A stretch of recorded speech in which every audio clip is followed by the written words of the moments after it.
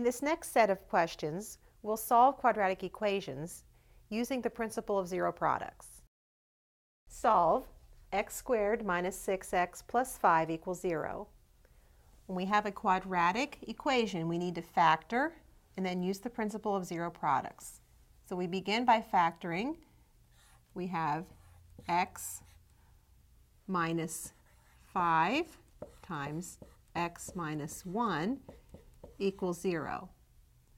Using the principle of zero products, we can set each of these factors equal to 0. So we write x minus 5 equals 0, or x minus 1 equals 0. And then we solve for x. We have x equals 5, or x equals 1.